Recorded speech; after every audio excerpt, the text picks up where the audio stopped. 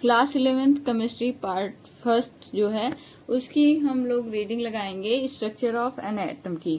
ठीक, तो ये हम सोच रहे हैं कि इसकी पूरी हम लोग एनसीईआरटी रीडिंग करें और हम भी करें, आप भी करें, साथ साथ कवर होता जाएगा।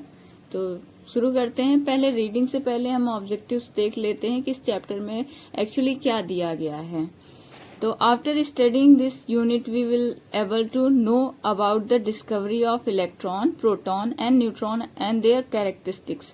इसको चैप्टर को पढ़ने के बाद हम जो है इलेक्ट्रॉन, प्रोटॉन और न्यूट्रॉन की डिस्कवरी और उनके लक्षण के बारे में जान जाएंगे। दूसरा हम क्या जानेंगे कि थॉमस रदरफोर्ड और बोर का मॉडल्स जान जाएंगे, उनके बारे में डिस्क्राइब किया गया है। तीसरा चीज हम जो है क्वांटम मैकेनिकल मॉडल जो है यानी एनएमएल, सेल, इन सब के बारे में अच्छे से डिटेल नॉलेज गेन कर लेंगे। फिर फोर्थ पॉइंट है कि understand the nature of electromagnetic radiation and Planck's quantum theory. इसके बाद हम लोग इसमें जो है इलेक्ट्रोमैग्नेटिक रेडिएशन और प्लैंक क्वांटम थियरी के बारे में भी अच्छे से समझ लेंगे।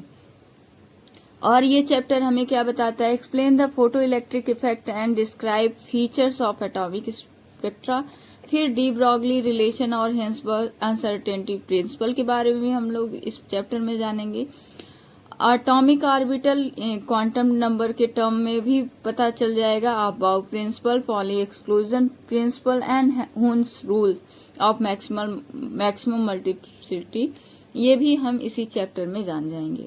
फोर्थ चीज last, right the electronic configuration of atom, यानी इसी चैप्टर में हम इलेक्ट्रॉनिक कॉन्फ़िगरेशन भी सीख लेंगे। तो चलिए रीडिंग लगाते हैं। तो आपको इंग्लिश से घबराना नहीं है, इसमें कुछ ज्यादा दिया नहीं गया। हम लोग जो 9th 10th में पढ़ते आ रहे हैं वही सब है 11th में भी। तो चलिए देखते हैं। The rich diversity of chemical behavior of different elements can be traced to the differences in the internal structure of atoms of these elements. हम जो अलग अलग एलिमेंट्स के जो अलग अलग बिहेवियर हैं, केमिकल बिहेवियर, ये क्यों होते हैं, तो ये बता रहा है कि उनके इंटरनल स्ट्रक्चर यानी एटम की वजह से होते हैं कि अलग अलग एटम में अलग अलग एलिमेंट्स में अलग अलग टाइप के एटम होते हैं। तो उनके वजह से, उनके स्ट्रक्चर की वजह से उनका बिहेवियर, केमिकल बिहेवियर क्या हो जाता है, चेंज हो जाता है। फिर हम देखते हैं The existence of atom has been proposed since the time of early Indian and Greek philosopher 400 before Christ, who were the view that atom are the fundamental building blocks of matter. तो पहले के जो scientist थे, philosopher थे, Indian और Greek philosopher, इन्होंने बताया कि एटम जो होते हैं फंडामेंटल बिल्डिंग ब्लॉक होते हैं, यानी आधारभूत संरचनात्मक इकाई होते हैं किसी भी मैटर के। मैटर क्या होता है, जो भी चीज हमारे आसपास पाया जाता है, स्पेस में पाया जाता है और उसका मास होता है और थोड़ा सा वो, मतलब कोई भी चीज अगर वॉल्यूम ऑक्यूपाई कर रहा है, जगह घेर रहा है, स्पेस ले रहा है और उसका कोई मास है तो मैटर है। ठीक, तो मैटर जो है वो किससे बने हैं, एटम से बने हैं। यानी एटम क्या होता है, फंडामेंटल बिल्डिंग ब्लॉक होता है मैटर का। According to them, the continuous division of matter would ultimately yield atom which will not be further divisible. इनके अनुसार क्या हुआ था, इन्होंने बताया कि जो मैटर का जो सब डिवीजन है वो एटम के अलावा, मतलब अल्टीमेट जो इन्होंने कहा कि जो मैटर को अगर हम तोड़ते जाएंगे तो एक ऐसी स्टेज आती है जहाँ पे हम मैटर को क्या नहीं कर सकते, ब्रेक डाउन नहीं कर सकते। और उस अल्टीमेट यील्ड को इन्होंने क्या बोला था, एटम बोला था, जो फर्दर डिविजिबल नहीं है। ऐसा बोला कि परमाणु जो होते हैं आगे और ज्यादा विभाजित नहीं हो सकते। The word atom has been derived from the Greek word atomos which means uncuttable और अनडिविजिबल। ये जो वर्ड एटम है वो एटोमियो ग्रीक वर्ड से आया है, जिसका मतलब है जिसे काटा ना जा सके, जिसे डिवाइड ना किया जा सके। These earlier ideas were mere speculation and there was no way to test them experimentally. ये जो आइडियाज थे बस अनुमान लगाया गया था, स्पेकुलेशन था, इसमें कोई इन्होंने टेस्ट वेस्ट नहीं किया था, बस ऐसे सोचते गए और सोच रहे थे अच्छा ऐसा होगा तो दे दिए। ठीक है, कि हम ऐसे तोड़ते जाएंगे तो एक ऐसी स्टेज आ जाएगी जहां हम तोड़ नहीं पाएंगे। तो इन्होंने कोई एक्सपेरिमेंट नहीं किया था, बस ऐसे फिलॉसफी दे दी थी अपनी। These ideas remained dormant for a very long time and were revived again by the scientists in the 19th century. ये आइडियाज इनका जो है बहुत लंबे समय तक ऐसे ही सब लोग जानते थे और इसे मानते थे। 19th सेंचुरी के बाद जब फिर से साइंटिस्ट ने खोज की, उसके बाद थोड़ा थोड़ा डेवलपमेंट हुआ, तो लोग जानने लगे कि हाँ भाई, एटम भी डिविजिबल होता है, एटम भी इलेक्ट्रॉन, प्रोटॉन, न्यूट्रॉन, मेसॉन आदि पार्टिकलों से मिलकर के बना होता है। तो पहले तो कोई नहीं जानता था। चलिए आगे देखते हैं।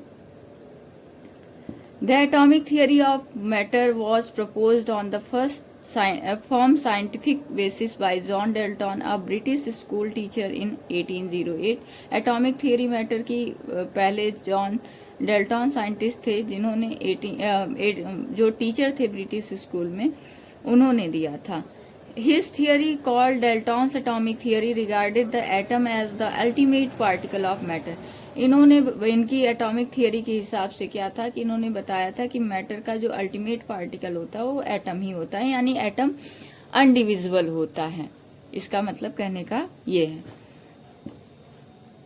इन this unit we start with the experimental observation made by scientists toward the end of 19th and beginning of 20th century. These established that atom can be further divided into subatomic particles. अब 19 और 20 century 19 के and से या कह सकते हैं 20 century की beginning में फिर धीरे धीरे डिस्कवरी हुई, जिसमें ये पता चला कि एटम जो है और ज़्यादा डिवाइड किए जा सकते हैं सब एटॉमिक पार्टिकल में। और सब एटॉमिक पार्टिकल कौन है? इलेक्ट्रॉन, प्रोटॉन और न्यूट्रॉन्स। तो ये कॉन्सेप्ट जो था वो डेल्टन के कॉन्सेप्ट से बिल्कुल ही डिफरेंट था, क्योंकि डेल्टन ने क्या किया कि एटम जो होते हैं अनडिविजिबल होते हैं, ठीक है। लेकिन अब क्या हमको पता चल रहा है कि एटम भी डिविजिबल हैं और एटम भी सब एटॉमिक पार्टिकल से मिलकर के बने हैं, इलेक्ट्रॉन, प्रोटॉन, न्यूट्रॉन। तो ये तो डिफरेंट था ही। चलिए, the major problem before the scientist at that time वो to account the stability of atom after the discovery of subatomic particle. अब जब डिस्कवरी हो गई तो सबसे बड़ी प्रॉब्लम साइंटिस्ट की ये थी कि सब एटॉमिक पार्टिकल की डिस्कवरी के बाद एटम को कैसे बताएं कि वो स्टेबल है या नहीं है, ठीक। To compare the behavior of one elements from other in the term of both physical and chemical property. एक एलिमेंट का दूसरे एलिमेंट से कंपैरिजन करना कि वो कैसे उनकी फिजिकल और केमिकल प्रॉपर्टी जो है, भौतिक और रासायनिक गुण जो है एकदम से डिफरेंट है। To explain the formation of different kinds of molecule by the combination of different atoms and और ये पहला चीज उनको क्या बताना कि एटम स्टेबल हैं, ये बताना प्रॉब्लम था। दूसरा प्रॉब्लम की केमिकल और फिजिकल प्रॉपर्टी कैसे बताएं।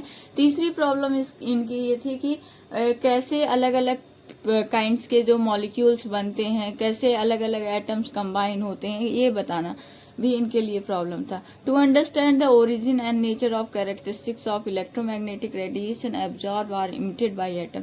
और ये भी बताना मुश्किल था इनके लिए कि कैसे जो है इलेक्ट्रोमैग्नेटिक रेडिएशन की जो है वो उत्पत्ति कैसे हुई, ओरिजिन कैसे हुई, उसका कैरेक्टरिस्टिक क्या है, कैसे वो एटम से एमिट होती है, निकलती है, ये सब चीजें।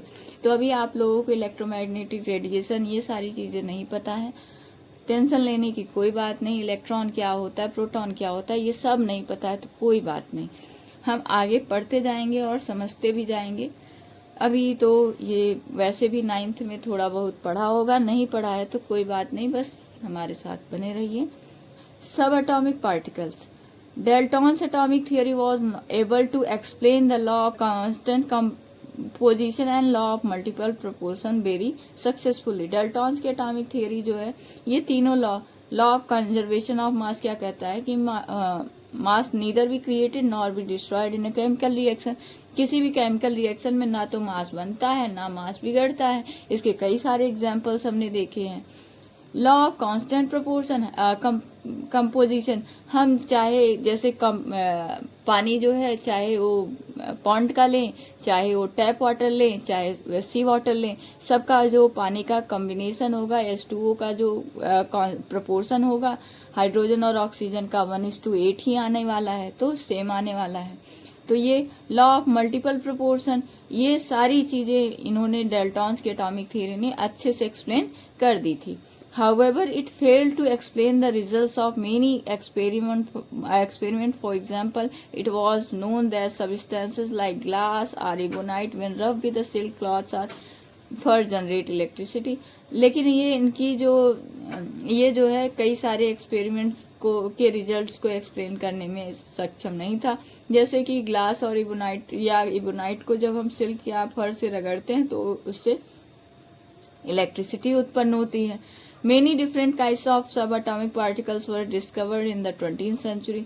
और दूसरी चीज ये भी नहीं एक्सप्लेन कर पाए थे कि उसके मतलब इन्होंने तो बताया था कि एटम क्या होते हैं, इंडिविजुअल होते हैं, लेकिन 20th सेंचुरी में बहुत सारे सब एटॉमिक पार्टिकल डिस्कवर किए गए, तो ये भी नहीं बता पाए। However, in this section we will talk about only 2 particles, namely electron and proton. इस सेक्शन में हम केवल इलेक्ट्रॉन और प्रोटॉन के बारे में पढ़ेंगे।